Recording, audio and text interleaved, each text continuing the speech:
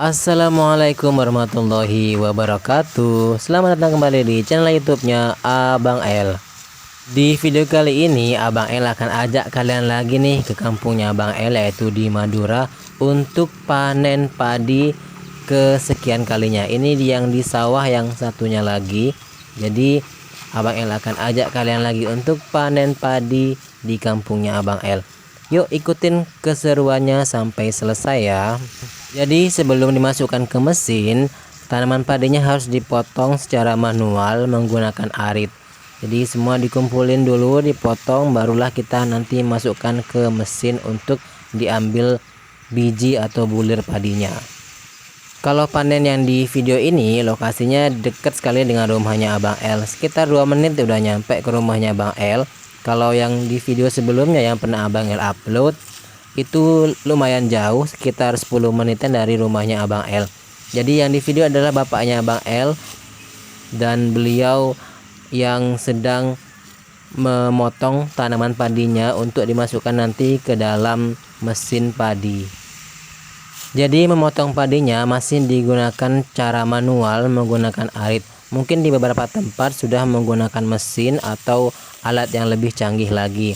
Jadi ini masih menggunakan cara secara tradisional. Setelah banyak padinya terkumpul, tuh lihat, kalian ada lihat bulir-bulir padi kan? Nanti ini akan dibawa ke tempat atau di sebelah sananya lagi itu ada mesin untuk memisahkan bulir-bulir padi dari tanaman padinya. Ya, setelah tanaman padinya semua terkumpul, jadi sedikit demi sedikit akan dimasukkan ke dalam mesin padi yang ada di situ.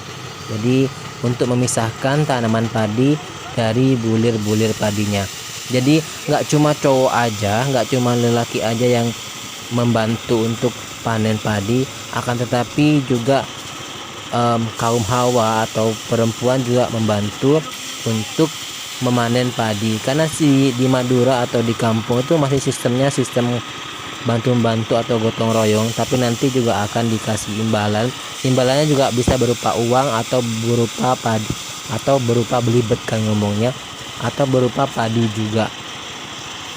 Kalau di daerah kalian gimana nih sistem panen padinya? Apakah dibayar pakai uang atau sudah semuanya menggunakan mesin? Kalau di kampungnya Bang L masih secara setengah-setengah ya. Jadi ada yang pakai mesin, ada juga yang masih manual, terutama mengambil tanaman padinya dari sawah, barulah dimasukkan ke mesin padi yang ada di sebelahnya. Jadi ada yang bertugas untuk memotong tanaman padinya, ada juga yang bertugas untuk memasukkan tanaman padi ke dalam mesin, dan ada juga yang bertugas untuk memilih atau membersihkan bulir-bulir padi yang dari mesin tersebut. Di situ juga terlihat ada neneknya sama ibunya Bang L, sama juga ada tetangga dan juga keluarganya Abang L yang membantu membantu panen padi. Dan Abang L juga nanti akan mengupload video tentang menjemur padi setelah panen. Jadi setelah panen padinya itu nggak langsung disimpan atau digiling gitu, karena harus dijemur dulu. Pastikan kalau padinya itu benar-benar kering, barulah kita boleh simpan atau juga bisa digiling untuk dijadikan beras. Seperti biasa, ini biasanya memakan waktu 1 hari atau bahkan kurang, tergantung dari banyaknya orang yang membantu dan luasnya sawah yang ada. Jadi kalau semakin banyak orang yang membantu, semakin cepat panen padinya, dan semakin juga luas sawah yang ada juga semakin lama untuk panen padinya. Untungnya sekarang sudah ada mesin yang bisa memudahkan untuk memisahkan bulir padi dari tanaman padinya. Dulu masih dilakukan secara tradisional gitu, jadi tanaman atau batang padinya tuh dipukul-pukulkan ke kayak ada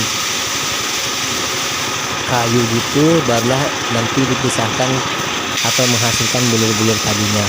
Tapi sekarang jauh lebih mudah karena adanya mesin. Jadi bagi kalian janganlah membuang-buang nasi atau beras ya, karena dari prosesnya sangatlah sulit, mulai dari tanam sampai panen padinya untuk bisa menghasilkan beras. Masih banyak orang di luar sana yang masih kurang beruntung, jadi tetap bersyukur karena kita masih bisa makan setiap harinya.